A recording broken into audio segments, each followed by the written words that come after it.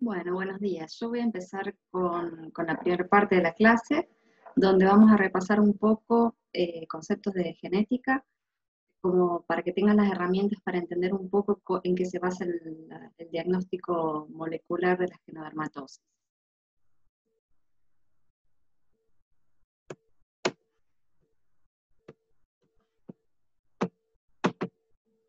En primer lugar, vamos a definir el genoma humano. El genoma es todo el material genético compuesto por ADN que está contenido en cada célula. ¿Esto qué quiere decir? Que si yo voy a hacer un diagnóstico, por ejemplo, de una genodermatosis, aunque esté viendo la manifestación en la piel, tranquilamente puedo tomar una muestra de sangre y con esa muestra hacer el diagnóstico genético. En humanos, el tamaño del genoma humano es de 3.000 millones de pares de bases. ¿Y qué es un par de bases?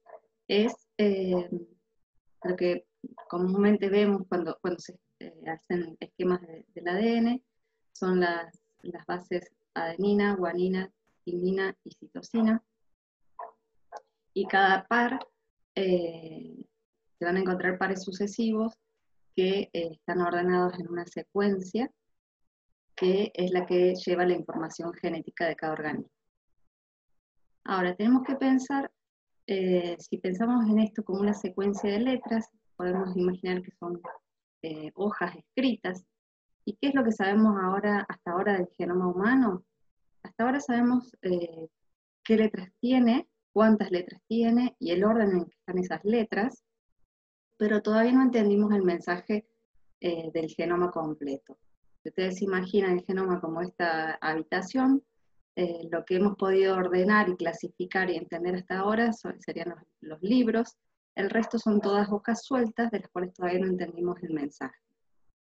No se olviden que en cada célula vamos a tener todo el genoma de origen paterno y vamos a tener una copia muy parecida que sería la copia del genoma heredado de la madre. Si vamos a la definición de gen, es la secuencia de ADN que codifica para una molécula funcional. El ejemplo más común es una proteína. Entonces, ¿cómo hacemos para que a partir de una molécula de ADN que se encuentra en el núcleo, que es una molécula muy grande, se transmite ese mensaje hacia el citoplasma para producir esa proteína? Lo primero que tenemos que hacer es transcribir, o sea, copiar en un idioma muy parecido, que sería de ADN a ARN, y este ARN es más pequeño y puede transitar y salir hacia el citoplasma para finalmente ser el molde sobre el cual se va a sintetizar una proteína. Este ARN se transcribe a partir del ADN y cuando se transcribe tiene regiones que se llaman codificantes, que son los exones, y también tiene regiones que son no codificantes, que son los intrones y que se encuentran, son las secuencias entre dos exones, y además tienen secuencias regulatorias que van a hacer que se exprese más o menos un gen. Las secuencias intrónicas se eliminan por splicing, un proceso que se llama splicing, y esto da lugar, entre otros procesos, a el ARN maduro. ¿Cómo hacemos para transformar esa secuencia de ARN en secuencia de aminoácidos? Eso se hace a través del código genético. El código genético está formado por codones. Cada codón es un grupo de 3 nucleótidos, como vemos aquí, donde, por ejemplo, GTG se va a transcribir a RNA, y este RNA, esta secuencia en el RNA, va a codificar una valina en esta posición. Además de codones que codifican para aminoácidos, tenemos codones cuyo significado es el inicio de la proteína, o tenemos codones también cuyo significado es el final de la proteína. Un concepto más que se está escuchando mucho también es el exoma. ¿Qué es el exoma? Son las secuencias dentro del genoma, solo el subgrupo de secuencias que codifican para proteínas. Estas secuencias exónicas son el 1, no llegan a ser el 2% del genoma, lo cual sería 30 millones de pares de base. Dos conceptos también que se está tratando de que se dejen de usar son mutación y polimorfismo. Cuando encontramos una variante, antes cuando se encontraba en poca frecuencia en la población se le decía mutación, y en alta frecuencia se le decía polimorfismo. Pero como la palabra mutación tenía una connotación negativa y se asociaba a la idea de un cambio patogénico, y en cambio el polimorfismo se asociaba a un cambio benigno, dejó de usarse porque esto llevaba a confusión. Entonces, de ahora en más, vamos a llamar a todo variantes. Una variante simplemente es un nucleótido diferente con respecto a una secuencia de ADN de referencia que sabemos, siempre tenemos que decir cuál es la referencia que estamos usando, porque estas referencias se van renovando cada cierto tiempo, porque se va como refinando el genoma y lo que sabemos de él. Entonces tenemos grandes variaciones que se llaman variaciones estructurales, que pueden ser inserciones, deleciones, inversiones, duplicaciones y translocaciones, o pueden ser variaciones de secuencia. Estas variaciones de secuencia son las que estudiamos nosotros, que tenemos capacidad de estudiarlas en nuestro laboratorio, y pueden ser de un único nucleótido, pueden ser inserciones y deleciones. El hecho de que sean grandes variaciones o pequeñas no nos da idea de si son más graves o menos graves en cuanto a una enfermedad. Puede haber grandes variaciones estructurales que no tengan ningún efecto sobre la salud, o puede haber variaciones de un único nucleótido que sean muy, muy graves.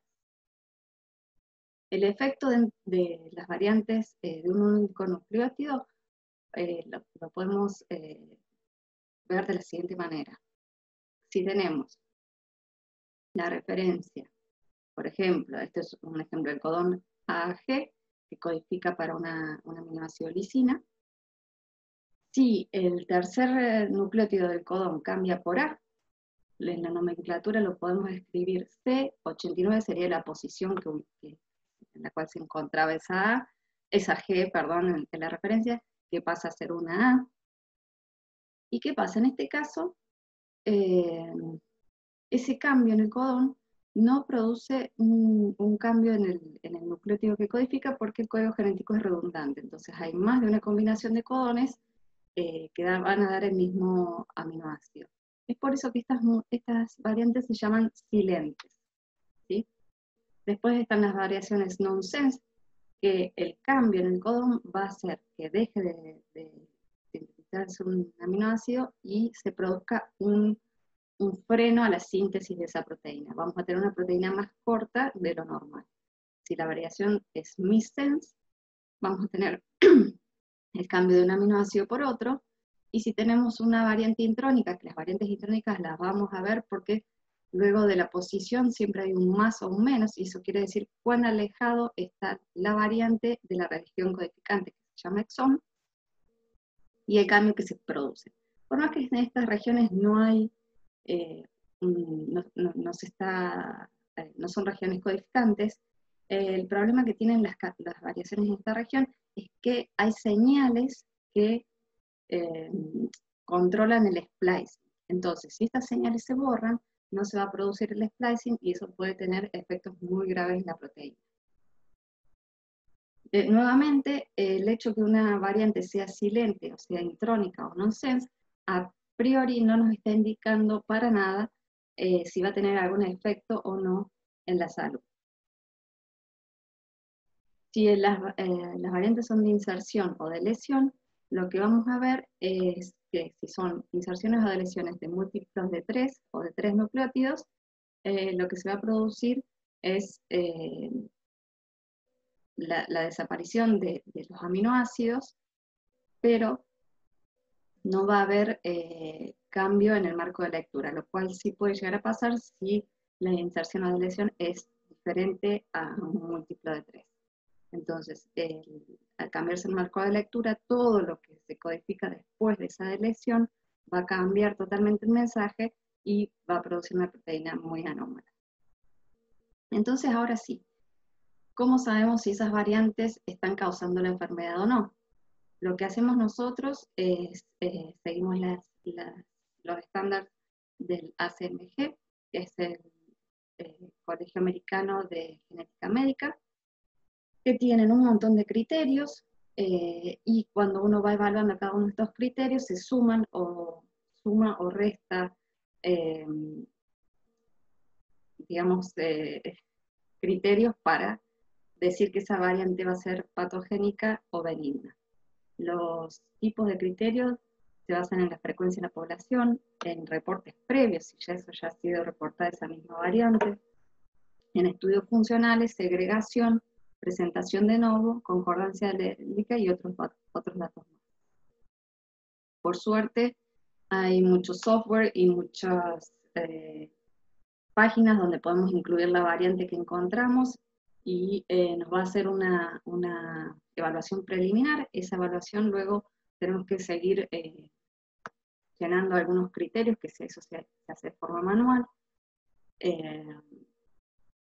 Y esto nos va a dar como resultado que se evalúa la variante como benigna, probablemente benigna, de significado incierto, probablemente patogénica o patogénica.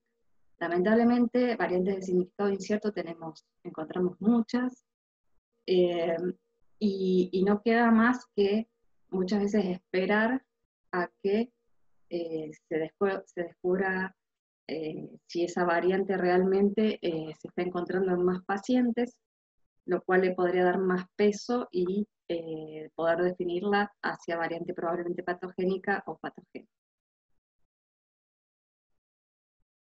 Para refrescar también los tipos de herencia, si bien hay más, pero en la genodermatosis principalmente vamos a ver herencia autosómica dominante. En este tipo de herencia vamos a ver la enfermedad teniendo solo uno de los dos alelos con una variante patogénica. Es por esto que la variante la vamos a encontrar de forma heterocigota, o sea, en un alelo sí y en el otro no. Y lo que vamos a ver en la familia es que se da una transmisión vertical del fenotipo, es decir, que todas las generaciones suelen tener miembros afectados. Ejemplos de enfermedades autosómicas dominantes, tenemos la diagnóstico ampollar distrófica dominante o la paquiamiquea congénita asociada a la queratina 16 y la epidermólisis ampollar dominante asociada al colágeno 7A1. Si el tipo de herencia es autosómica recesiva, para ver la enfermedad, se va a necesitar que haya dos variantes defectuosas, una ubicada en cada alelo. Es por eso que puede ser que veamos variantes homocigotas cuando la variante defectuosa es la misma en el alelo paterno y en el materno, y esto se ve mucho en casos de consanguinidad, o puede ser heterocigotas compuestas. Esto quiere decir que voy a tener una variante en un sector del gen y otra variante en otro lugar, ambas variantes patogénicas. Ejemplos de esto, también puse el ejemplo del colágeno 7A1, porque en este caso ven que el tipo de herencia no depende del gen. Hay genes que tienen tipo de herencia dominante y recesiva, y esto depende en la ubicación dentro del gen donde encontremos la variante. Otro ejemplo de recesiva es síndrome de Kindler, que está asociado al gen FERN1. También vamos a encontrar enfermedades ligadas al X, y lo que tienen de característico es que vamos a encontrar diferente grado de afectación en los varones que en las mujeres. Hay casos en los que las variantes pueden ser letales para los hombres y pueden causar enfermedad en las mujeres, y hay casos en los cuales los varones son afectados y las mujeres tienen algún grado de afectación muy leve. Entonces, ¿cómo hacemos nosotros el diagnóstico molecular? Principalmente lo hacemos por secuenciación Sanger o por secuenciación masiva. Sanger vamos a usar cuando tenemos un gen candidato que estemos muy seguros de que el fenotipo que estamos viendo en el paciente se asocia a un gen. Y también lo usamos cuando el gen es de un tamaño relativamente chico. Vamos a usar secuenciación masiva cuando no sepamos bien a qué puede deberse, dónde podría encontrarse la variante. Y para que tengan una idea, en el hospital contamos con un secuenciador que nos da la capacidad de secuenciar un genoma o 3 exomas o 12 exomas clínicos. Estos exomas clínicos son exomas, es una selección de genes dentro del exoma. Son 4.800 genes que en algún momento han sido reportados con alguna enfermedad. ¿Cuál es el resultado que nosotros obtenemos de estos equipos? Esto lo pongo porque muchas veces lo presentan en los congresos. Entonces, esto sería un electroferograma. Cada pico simboliza la base que se ha encontrado en esa posición. Entonces, por ejemplo, vemos que las primeras 3 son Gs que coinciden en los dos alelos presentan G, y además esto coincide con la referencia. En este caso, vemos que hay 2 picos, no sé si lo llegan a ver, y significa que en uno de los alelos coincide con la referencia, y el otro alelo se presenta una sustitución, aunque con esta información no podemos definir si esta variante va a ser patogénica o no. En el caso de que tengamos inserciones o deleciones, vamos a ver que el electroferograma presenta picos únicos hasta un punto en el cual se desfasan las lecturas, y vamos a ver dobles picos en todo el electroferograma. En el caso de los resultados que obtenemos por secuenciación masiva, esto es para que vean más o menos lo que vemos nosotros. Lo que está en círculos rojos son 2 variantes heterocigotas. Vemos que una está en un alelo y la otra variante está en otro alelo, pero imagínense que esto es un segmento de aproximadamente 200 pares de bases. Si tuviéramos que analizar este segmento por segmento en 4.800 genes, sería una tarea imposible. Es por eso que nos basamos mucho en la bioinformática. La bioinformática hace que todas estas variantes aparezcan en una tabla con su información relevante. Este es el sistema que usamos nosotros, se llama BIP Platform, y lo que nos da es información de la ubicación del cromosoma, el gen, donde está esa variante, la variante en sí, el impacto sobre la proteína, la frecuencia poblacional, y si ha sido reportada en alguna base de datos, y cómo se ha asociado. Entonces, una vez que tengamos todas las variantes, necesitamos saber cuál es la variante asociada al fenotipo que estamos viendo. Para eso hacemos la priorización, y para poder hacer la priorización necesitamos, en primer lugar, buscar si alguna de nuestras variantes ha sido ya reportada. Eso sería muy bueno, pero bueno, no pasa muy seguido. Si no ha sido reportada la variante en particular, vamos a ver si ese gen tiene variantes reportadas y si podrían compararse con las que encontramos nosotros. También vamos a ver la frecuencia de esas variantes. Las variantes más patogénicas siempre se encuentran en una frecuencia mucho menor en la población. Si tenemos algunas candidatas, lo que vamos a hacer es un análisis con software predictivos, que vamos a ver el efecto que tiene una variación en la función de la proteína. Vamos a ver si hay cambios en su estructura. Vamos a ver si ese aminoácido está muy conservado a lo largo de las especies. Eso le da un valor, eso significa que si ese aminoácido está conservado en diferentes especies, es que no puede ser fácilmente reemplazado. Y una vez que ya tenemos unas 2 o 3 candidatas, las vamos a confirmar por secuenciación Sanger, y esto también nos va a permitir confirmar la presencia en los padres para definir si se correlaciona con el tipo de herencia que nosotros habíamos sospechado. Todos estos datos nos van a servir para seguir la clasificación según criterios de la CMG, y con esto vamos a poder tener un resultado de patogenicidad de esa variante. Para saber si los genes están asociados a la enfermedad, nosotros debemos conocer muy bien, tener una muy buena historia clínica. Es por eso que estamos tratando de implementar el uso de la HPO, que es el Human Phenotype Ontology, que es provee un estándar, un código estándar para cada fenotipo que vemos en el paciente. Lo que tiene de bueno es que, por ejemplo, si nosotros ingresamos sordera, se abre un menú que nos va a decir qué tipo de sordera, y entonces la historia clínica va a terminar siendo mucho más fina, con mucha más información, y con estos códigos que a nosotros nos facilitan muchísimo la búsqueda de variantes. Entonces, esto a modo de ejemplo, suponemos que viene un paciente, tenemos un paciente con fragilidad cutánea y sospecha de inmunodeficiencia.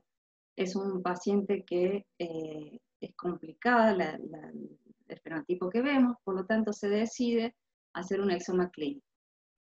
Entonces se hace un panel donde se estudian 4.800 genes, y ¿qué obtenemos al final? Hacer este panel tarda más o menos una semana, un poco menos, luego de lo cual vamos a tener un reporte con 32.000 variantes. Estas 32.000 variantes, 30, 35.000 más o menos son, por lo general, son las mismas variantes que tendría cualquier persona que se haga un exoma clínico. No necesariamente por tener alguna enfermedad van a tener más o menos variantes. El tema es que tenemos que encontrar de esas 32.000 variantes cuál es la que está causando la enfermedad. Entonces, hay diferentes formas de hacer este proceso, pero en definitiva no altera, la secuencia no altera el resultado final. Pero, por ejemplo, podríamos hacer un primer filtrado, filtrando únicamente por genes candidatos. Serían unos 480 genes a los cuales iríamos a ver si tienen variantes, y eso nos reduce la cantidad de variantes a 2.200. Luego podemos filtrar por frecuencia y quedarnos solo con las que aparecen en muy baja frecuencia en la población, y eso nos da un total de 35 variantes. En este punto uno ya tiene que empezar con la priorización manual, ir variante por variante, viendo en qué genes están ubicados, en qué región del gen están ubicados, porque muchas veces, dependiendo de la región, vamos a tener un fenotipo totalmente diferente. Y bueno, luego de esto, uno por lo general se queda con 4 o 5 variantes, que son las que va a secuenciar por Sanger, y va a corroborar si están presentes en los padres. Entonces, en resumen, el diagnóstico molecular de enfermedades genéticas es un proceso, no es lo mismo que cualquier otro análisis de laboratorio donde se entrega la muestra y sale un valor a las pocas horas. Van a ver que hay una interacción continua entre el laboratorio y el médico, el dermatólogo que nos envía las muestras. La estrategia que vamos a seguir para encontrar las variantes va a depender de la sospecha clínica, y nosotros siempre recomendamos que, de ser posible, yo sé que son muy pocos los médicos genetistas en el país, pero si tienen un médico genetista con el cual pueden pedir una interconsulta, es muy bueno que antes de remitir la muestra, la historia clínica sea completada también por el médico genetista, y sobre todo es muy importante que cuando reciben el informe, el asesoramiento lo haga el médico genetista también. El método de diagnóstico de elección puede ser muy simple o muy complejo, y de todas formas hay muchas veces en las cuales vamos a tener resultados no concluyentes, o esas BUS, o variantes de significado incierto, que se llaman, con las cuales no vamos a poder definir si lo que encontramos realmente está causando la enfermedad.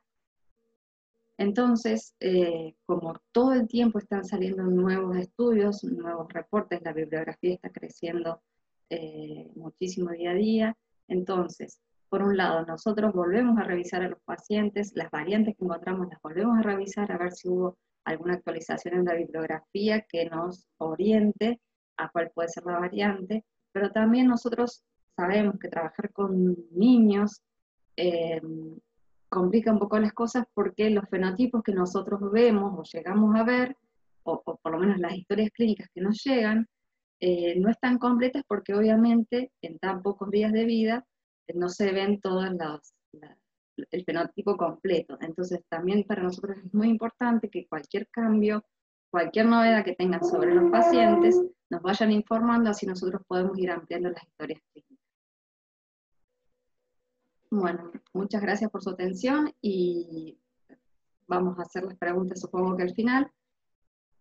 Y si no, si se quedan con alguna pregunta o les surge una nueva pregunta, se pueden comunicar con nosotros a este email, que es el mail de la parte del laboratorio, y luego Graciela les va a decir el mail para hacer consultas clínicas.